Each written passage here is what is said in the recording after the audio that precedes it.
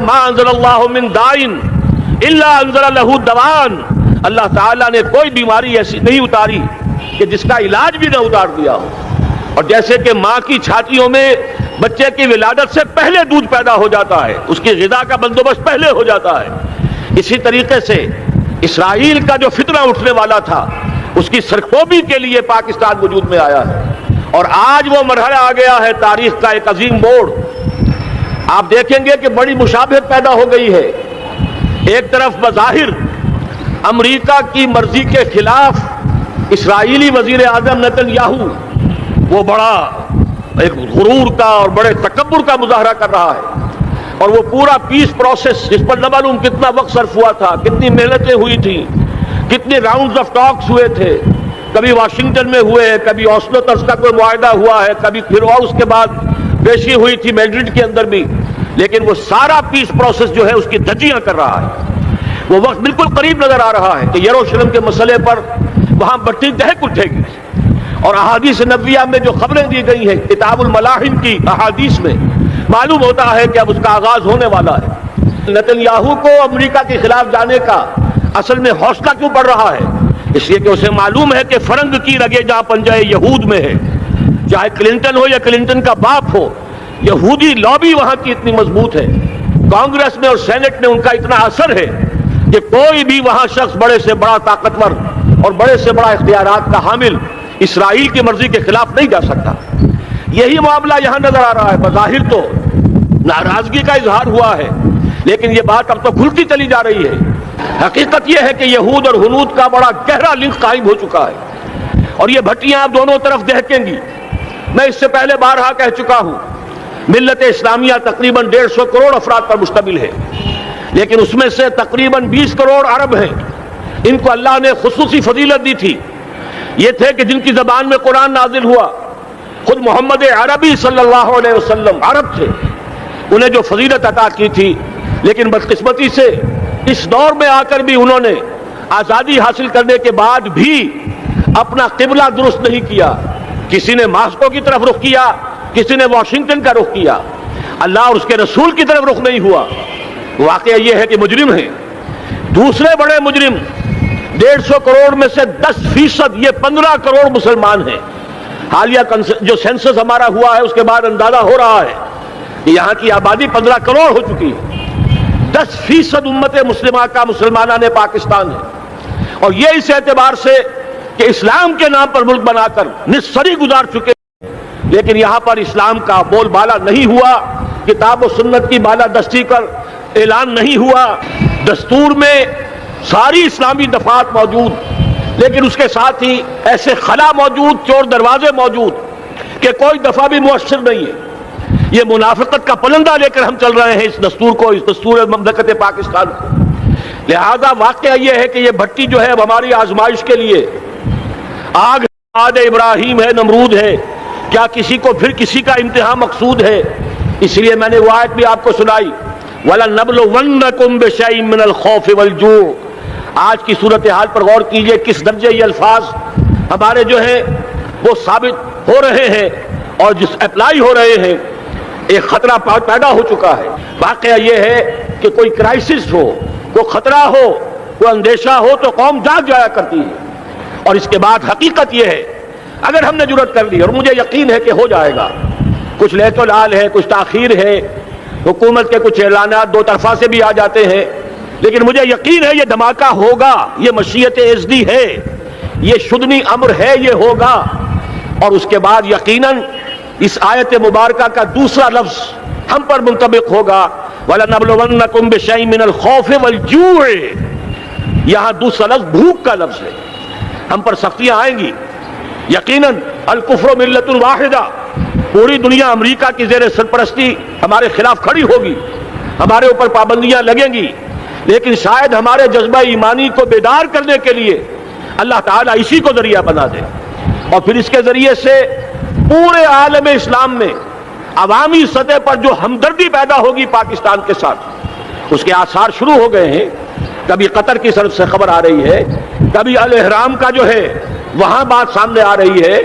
معلوم ہو رہا ہے کہ جو بھی پبلک اوپینین ہے پورے عالم اسلام میں، اس کی وجہ کیا ہے؟ میں نے اپنے پچھلے جمعے کے خطاب میں عرض کیا تھا کہ جیسے پاکستان سلطنت خداداد پاکستان ہے، ایسے ہی اس کی ایٹمی صلاحیت یہ بھی خداداد ہے، اللہ نے چھپر پھاڑ کر ہمیں دی ہے۔ ایسا نہیں تھا کہ ہم نے لیبارٹریاں بنائی ہو، ہمارے سینکڑوں اور ہزاروں سائنسدان ریسرچ میں لگے ہوئے ہوں، نہیں، اچانک اللہ تعالیٰ کی طرف سے ہمیں ایک نعمت غیر مترقبہ عطا ہو گئی ڈاکٹر عبدالقدیر کی شکل میں۔ پھر نہ معلوم کس کس ذریعے سے اس پروگرام کو آگے بڑھانے کے لیے جن پرزوں کی ضرورت تھی، کس کس ذریعے سے وہ پرزے یہاں پہنچے ہیں۔ یہ بھی خالص خداداد صلاحیت ہے، اور اس کو سمجھ لینا چاہیے کہ یہ ہمارے لیے ایک فرض کفایہ کے درجے میں ہے پوری امت مسلمہ کی طرف سے۔ اس کی وجہ کیا ہے؟ پورے عالم اسلام میں کہیں اور یہ صلاحیت موجود نہیں۔ کچھ ایٹمی دانت نکلنے کا امکان پیدا ہوا تھا عراق میں،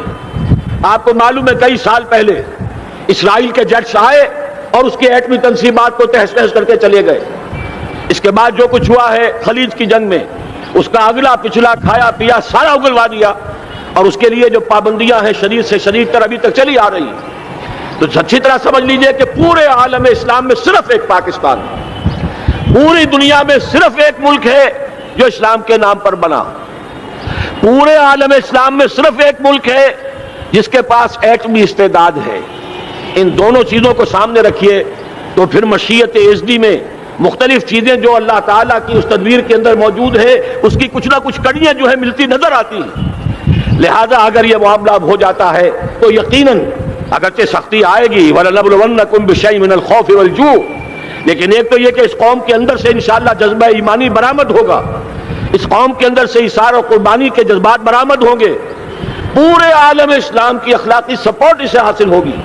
اور میں یہ سمجھتا ہوں کہ جیسے نوائے وقت نے بھی بہت اچھا کیا، کل یا پرسوں کے اپنے جو سر وقت پر وہ احادیث شائع کر دی ہیں، جن میں سے دوسری حدیث بڑی معنی خیز ہے۔ حضور نے فرمایا اصابتان احرزہم اللہ من النار، دو لشکر ایسے ہیں کہ جن کو اللہ تعالیٰ نے جہنم کی آگ سے چھٹکارے کا پروانہ دے دیا، وہ لشکر جو ہیں وہ جہنم کی آگ سے چھٹکارا پا گئے، احرزہم اللہ من النار۔ وہ دونوں لشکر کون سے ہوں گے؟ اصابت یغزو الہند، ایک وہ کہ جو ہندوستان پر حملہ آور ہوگا، اور دوسرا وہ جو حضرت مسیح علیہ السلام کے ساتھ جبکہ ان کا نزول ہوگا، اور اللہ تعالیٰ ایک مجدد، اس آخری دور کے مجدد کی حیثیت سے حضرت مہدی کو بھی ہمارے درمیان میں سے اٹھائے گا، اور پھر جو آخری فیصلہ کن جنگ ہوگی الملحمۃ العظمیٰ، اس کے لیے یہاں سے فوجیں جائیں گی ان کی مدد کے لیے۔ اب ان دونوں فوجوں کو ایک حدیث میں جمع کرنے سے اندازہ کر لیجئے کہ اس کا مطلب کیا ہے۔ یہ علاقہ پاکستان اور اس سے ملحق افغانستان، یہ علاقہ ہے کہ جو اسلام کا گہوارہ پہلے بنے گا، یہاں سے فوجیں جائیں گی، اور دائیں بھی اور بائیں بھی، مشرق میں بھی اور مغرب میں بھی، اور یہیں سے انشاءاللہ تعالی اسلام کا جو عالمی غلبے کا جو وعدہ ہے اللہ کا، یہ خبر دی ہے محمد رسول اللہ صلی اللہ علیہ وسلم نے، لا يبقى على الارض بیت وبر ولا مدر الا ادخلہ اللہ کلمۃ الاسلام، اس روئے ارضی پر کوئی گھر بچے گا نہ خیمہ بچے گا جس میں اللہ تعالیٰ کلمہ اسلام کو داخل نہ کر دے۔ وہ حدیث کے جس کے بارے میں فرمایا گیا، حضور نے ارشاد فرمایا، حضرت ثوبان سے روایت ہے کہ اللہ تعالیٰ نے میرے لیے ساری زمین کو سمیٹ دیا، ان اللہ زوالی الارض فرأیت مشارقہا و مغاربہا، میں نے اس زمین کے سارے مشرق دیکھ لیے، سارے مغرب دیکھ لیے، لیکن یہ جان لو ان امتی سیبلغ ملکہا ما ذرئ لی منہا، میری امت کی حکومت ان تمام علاقوں پر قائم ہو کر رہے گی جو پوری زمین کو لپیٹ کر مجھے دکھا دیے گئے۔ یہ وعدہ پورا ہونا ہے، اور اس وعدے کا نقطہ آغاز یہی سرزمین، اور جیسا کہ ہمیں افغانستان میں آثار نظر آ رہے ہیں، ایک خالص دینی مذہبی حکومت قائم ہو چکی ہے، افغانستان کا 80% علاقہ امن کا گہوارہ بن چکا ہے، علماء کی وہاں قیادت ہے اور حکومت ہے۔ یہ پاکستان اور افغانستان مل کر، جیسا کہ آپ کو یاد ہوگا میں نے جب تجویز پیش کی تھی کہ حکومت پاکستان فوراً تسلیم کرے طالبان کو، اللہ کا شکر ہے، میں سمجھ یہ نہیں کہتا کہ میرے کہنے کی وجہ سے ہوا، لیکن بہرحال اللہ کا فضل ہوا کہ چند دن کے بعد ہی حکومت پاکستان نے تسلیم کر لیا طالبان کی حکومت کو۔ میری دوسری تجویز ابھی پینڈنگ ہے،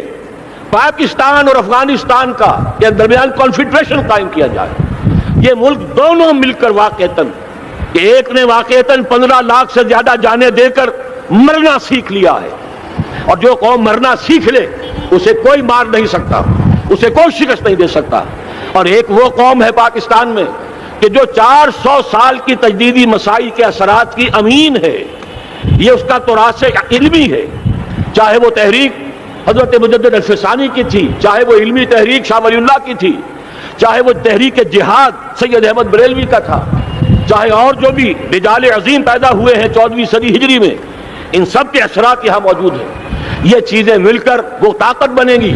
کہ یہاں سے اسلام پھر پھیلے گا مشرق کی طرف بھی مغرب کی طرف بھی۔ اصابۃ تغزو الہند و اصابۃ مع عیسیٰ ابن مریم، یہ چیزیں جو ہونی ہے الحمدللہ میں سمجھتا ہوں کہ اب تیزی کے ساتھ حالات اس رخ پر جا رہے ہیں۔ کہیں فرمایا ان ینصرکم اللہ فلا غالب لکم، اگر اللہ تمہاری مدد کرے تو کوئی تم پر غالب نہیں آ سکتا، وَإِن يَخْذُلْكُمْ، اور اگر خدا نہ خواستہ اللہ تعالیٰ ہی اپنی مدد تم سے کھینچ لے، واپس لے لے، سلب کر لے، ان یخذلکم، تمہیں چھوڑ دے، فمن ذا الذی ینصرکم من بعد، تو پھر کون ہے جو تمہاری مدد کر سکے گا؟ اس مرحلے پر سیاسی جماعتیں اپنے جو ان کا مزاج ہے اس کے مطابق چاہتی ہیں کہ کیپٹلائز کریں، پولیٹیکل مفادات حاصل کریں۔ بہرحال میرے نزدیک ایک کنسنسس ہونا چاہیے، ایک نقطے کا دھماکہ ہونا چاہیے، اور نمبر 2 اللہ اور اس کے رسول کے ساتھ صلح اور اللہ کی مدد کی ضمانت حاصل کرنے کے لیے کتاب و سنت کی ٹوٹل بالادستی، پورے دستور پاکستان میں کوئی شے اس کے منافی ہو اس کو نکال کر باہر کر دیا جائے، نفاق سے پاک کر دیا جائے۔ جیسے دعا ہے اللہم ربنا طہر قلوبنا من النفاق، اسی طرح دعا مانگیے کہ اللہ ہمارے ملک کے دستور کو نفاق سے پاک کر دے۔ اور وہ ساری ترامیم جن کا کہ ہم نے ایک مہم بھی چلائی تھی، وہ ترامیم جس کا تقریباً وعدہ کیا تھا نواز شریف صاحب نے، جس کے لیے 2 مرتبہ ایک محفل میں کہا تھا راجہ ظفر الحق صاحب سے کہ راجہ صاحب پھر تیاری کیجئے اور دستور کی ترمیم کو بل تیار کیجئے، لیکن یہ کہ معلوم ہوتا ہے کوئی بڑا ہاتھ ایسا تھا جس نے روک دیا ہے۔ یہی ہاتھ ہے جو آج ہمیں ایٹمی دھماکہ کرنے سے روک رہا ہے۔ ہمیں چاہیے کہ یہ دونوں دھماکے بیک وقت کریں، اور ان دونوں دھماکوں کے بعد پھر چاہے دنیا کی کوئی طاقت ہماری دشمن بن جائے، ہمارے لیے اللہ تعالیٰ کی مدد و نصرت ہوگی۔ وَلَنَبْلُوَنَّكُمْ بِشَيْءٍ مِّنَ الْخَوْفِ وَالْجُوعِ وَنَقْصٍ مِّنَ الْأَمْوَالِ وَالْأَنفُسِ وَالثَّمَرَاتِ وَبَشِّرِ الصَّابِرِينَ الَّذِينَ إِذَا أَصَابَتْهُم مُّصِيبَةٌ قَالُوا إِنَّا لِلَّهِ وَإِنَّا إِلَيْهِ رَاجِعُونَ۔ تو قوم انشاءاللہ تعالی، میں یہ سوچا کرتا تھا قوم مردہ ہے، بے حس ہو چکی ہے، دین سے عام طور پر بیزاری پیدا ہوتی جا رہی ہے، جو ہمارے دینی قیادت ہے اس سے بھی لوگوں کے اندر مایوسی پیدا ہو رہی ہے۔ کیسے ہوگا؟ میں نے بارہا کہا، جب میں یہ شواہد دیکھتا ہوں جو حدیث میں ہے، جس کی خبریں دی گئی ہیں، 400 سال کی تاریخ دیکھتا ہوں تو مجھے پاکستان کا مستقبل بہت شاندار نظر آتا ہے۔ یہ تو مشیت ایزدی میں کسی بہت اہم رول کو پلے کرنے کے لیے قائم ہوا ہے۔ جب میں زمینی حالات کو دیکھتا ہوں تو مایوسی ہوتی ہے، لیکن میں یہ سمجھتا ہوں کہ وہ وقت آ گیا ہے کہ جس میں یہ قوم جھنجھوڑی جائے۔ ایک دفعہ کا یہ جھنجھوڑا جانا انشاءاللہ تعالی ہمارے بہت سے دل اندر دور کر دے گا۔ آخر چینی کیا تھے؟ ایک 10 صدی پہلے کے چینی افریقی قوم آج کہاں سے کہاں پہنچ گئی ہے۔ ہمارے اندر بھی چاہے یہ کہ اوپر راکھ ہے، اندر چنگاریاں ہیں، ان چنگاریوں کے بھڑکنے کا وقت آ گیا ہے، اور انشاءاللہ العزیز اسی ایٹمی دھماکے سے اس پورے عمل کا جو ہے آغاز ہو جائے گا، جس سے یہ سرزمین پاکستان اسلام کا گہوارہ بنے، اور پھر یہاں سے پوری دنیا میں اسلام کے غلبے کی جد و جہد کا آغاز کیا جائے۔ بس میں اسی پر اتفاق کر رہا ہوں، اللہ تعالیٰ سے دعا کرتا ہوں کہ وہ ہمارے حکمرانوں کو، اگر تو کوئی تاخیر ہو رہی ہے انتظامی امور کی وجہ سے کوئی بات نہیں، بہرحال معاملہ ایک اچانک ہو گیا ہے، لیکن مجھے توقع ہے کہ انشاءاللہ وہ دھماکہ ہوگا اور جلد ہوگا۔ اگر کوئی تذبذب ہے تو ہم اللہ تعالیٰ سے دعا کریں گے وہ نواز شریف صاحب کے دل کو پھیر دے اور اس کے اندر استقامت پیدا کر دے، اور دوسرے یہاں کی سیاسی جماعتوں کو بھی یہ توفیق دے کہ کوئی اور سیاسی مسئلہ اس وقت نہ اٹھائیں، اور جو بھی یہاں پہ مذہبی اور دینی عناصر ہیں انہیں اللہ توفیق دے کہ وہ اس دھماکے کا مطالبہ کرنے کے ساتھ ساتھ، بلکہ میں یہ سمجھتا ہوں کہ اس سے بھی زیادہ زوردار انداز میں دستور پاکستان سے منافقت کے خاتمے اور کتاب و سنت کو سپریم لا قرار دینے کا کی ترمیم جو ہے اس کا دھماکہ بھی کیا جائے۔ اللہ تعالیٰ ہمیں اس کی توفیق عطا فرمائے۔ اقول قولی ھذا واستغفر اللہ لی ولکم ولسائر